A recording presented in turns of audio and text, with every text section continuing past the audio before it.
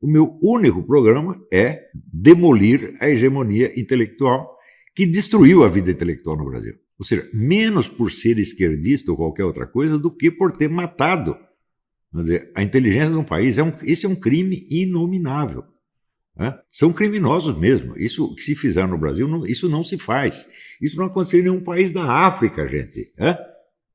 Você olha a literatura africana das últimas décadas, países que vivem na miséria, em guerra civil o tempo todo, a criatividade não para. E no Brasil parou, e o que continuou é de uma pobreza. Outro dia mesmo eu estava lendo o livro da tal da Patrícia Mello. Eu cheguei na página 20 e falei, eu não aguento ler isto. Isto aqui é muito subginasiano, meu Deus do céu.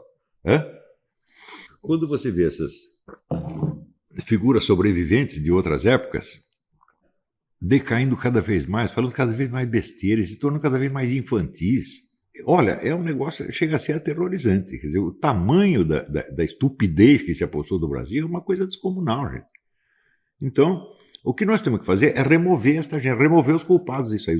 Os autores disso aí já deram a sua mensagem. A sua mensagem é essa: estupidificar todo mundo, reduzir todo mundo a slogans que não foram sequer inventados por eles, que vem pronto da ONU, vem pronto da comunidade europeia, vem pronto do Jorge Soros, e os caras saem repetindo sem pensar.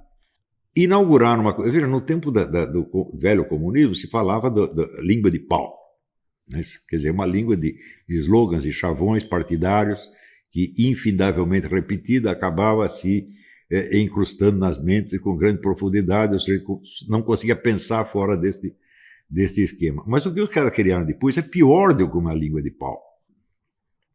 Porque é uma língua de pau oca, não tem nada dentro. Quando você examina os slogans que eles estão usando, por exemplo, se você pega slogans comunistas, o slogan de Lenin, todo o poder aos sovietes. Isso quer dizer alguma coisa, pô. O que eram os sovietes?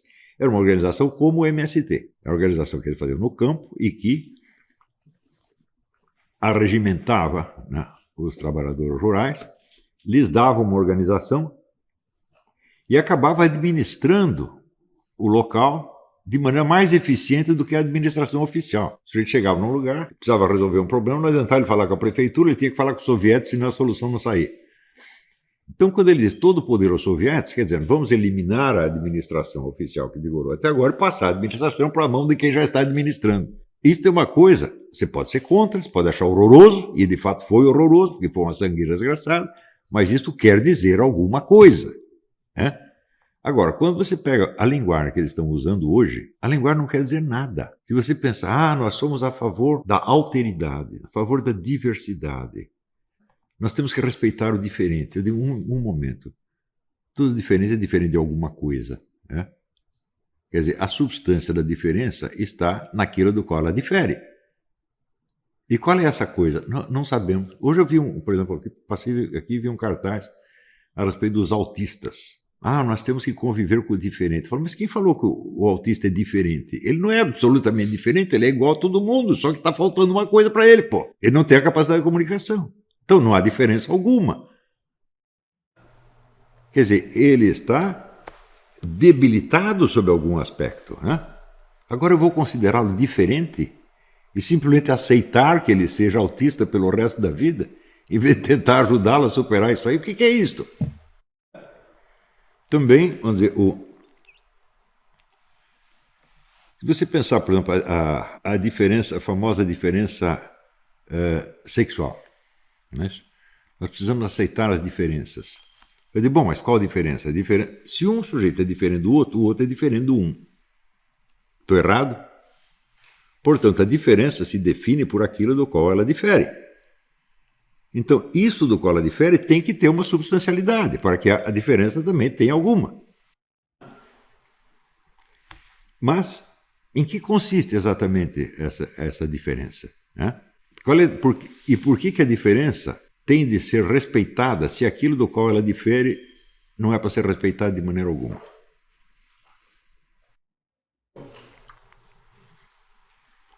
Por exemplo, se o sujeito é um transexual, bom, então, em primeiro lugar, ele não pode ser um transexual se ele não admite que ele nasceu homem. Este é o ponto primeiro. Então, não há diferença alguma, né? A única diferença que aparece está num desejo e numa fantasia que ele tem. Desejo de tornar-se mulher? Não. Desejo de imitar uma mulher, porque ser ele não vai ser jamais. Tá certo? Então, qual a feminilidade que ele vai absorver? A feminilidade de uma aparência. É uma aparência feminina, né? Que pode ser sustentada através, vamos dizer, do vestuário, da maquiagem e, em última instância, de uma cirurgia, né? Cirurgia que não vai lhe dar órgão feminino nenhum, apenas vai retirar um e criar um simulacro. Então nós estamos aqui em plena imitação de estereótipos. Estereótipos que quanto mais o indivíduo se aprofunda naquilo, mais afirma uma identidade masculina da qual ele não pode fugir. Motivo pelo qual, segundo uma pesquisa feita por um ex-transexual, aqui nos Estados Unidos, 40% dos transexuais se suicidam.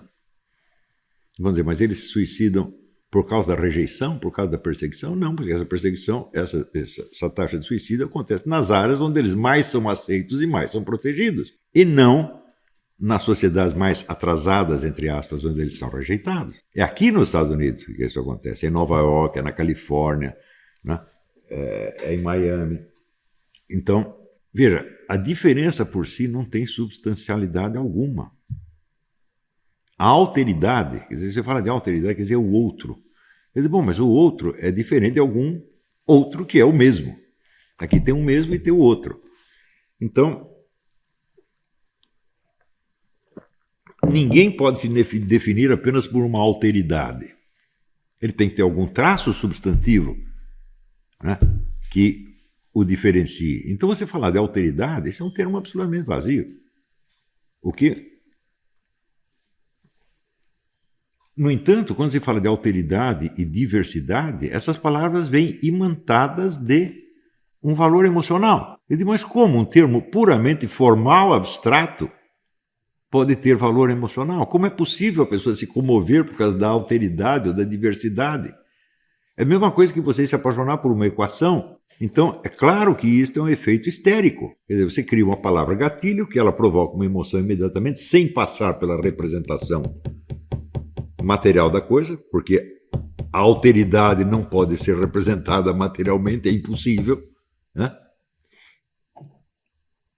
E o indivíduo ele passa a se comover, se emocionar e às vezes se indignar em nome de coisas como alteridade ou diferença. Também a famosa, vamos dizer, ampliação dos direitos, de que fala a Marilena Chaui, e o pessoal também. Democracia é ampliação dos direitos. Eu digo, bom, o que é um direito? Faz favor de me dizer.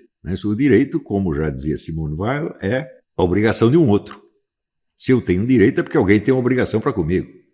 As crianças têm o direito de ser alimentadas, então alguém tem a obrigação de alimentá-las, senão o direito não é nada. Então, isto quer dizer que qualquer ampliação de direitos é uma ampliação de obrigações. Então, ampliar os direitos em si mesmo não quer dizer nada. O que tem é uma redistribuição das obrigações. E esta que é a substância da coisa. Quem vai ser obrigado a fazer o quê? Que novas obrigações recairão sobre os ombros da sociedade, deste grupo ou daquele grupo? É isso que tem que ser discutido. Agora, se falar ampliação de direitos, você está falando do vazio, né?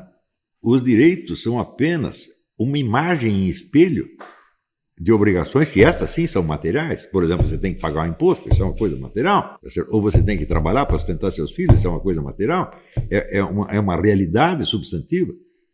Então, à medida que a discussão vai passando das realidades substantivas para esses termos puramente abstratos, formais e vazios, quando eu digo formais, é como assim, por exemplo, a igualdade em aritmética. A igualdade em si não quer dizer nada. Depende de quais são os números que você está falando. Se você fala que 4 é igual a 5, está errado. Se fala que 4 é igual a 4.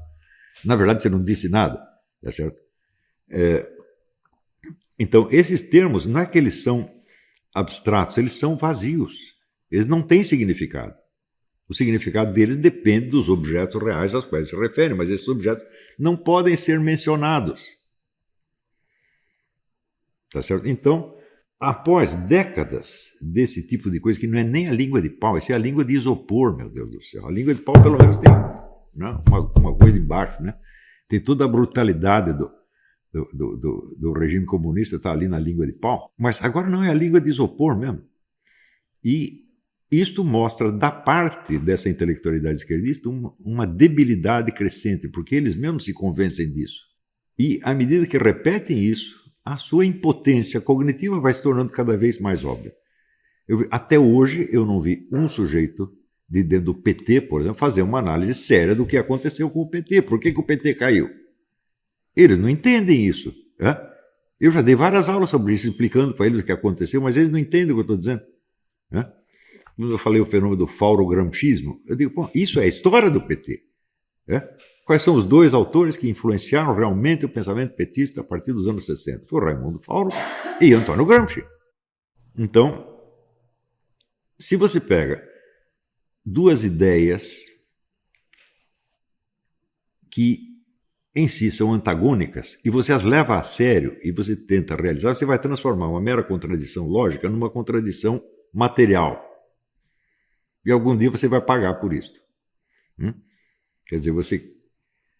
o famoso verso do Shakespeare, this man's... como é que ele fala? Ele diz, o talento desse e o objetivo daquele. Quer dizer, você é um grande violinista, mas você quer ser um pintor. Né?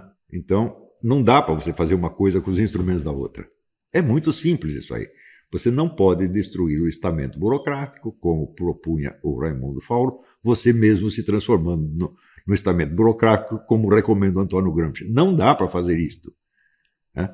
Mas a ligação entre a mera contradição lógica e a contradição material não passa pela cabeça deles. Eu digo, mas os marxistas não eram especialistas em dialética, não eram especialistas em lidar com contradições? Eram antigamente, hoje eles não conseguem.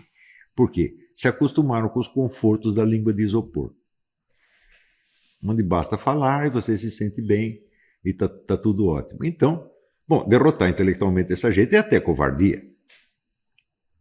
Então, bastou um cara, bastou eu soltar lá o imbecil coletivo, mas não sei o que, pronto, foi o terror, foi a debandada geral. Para você ver a fraqueza do adversário.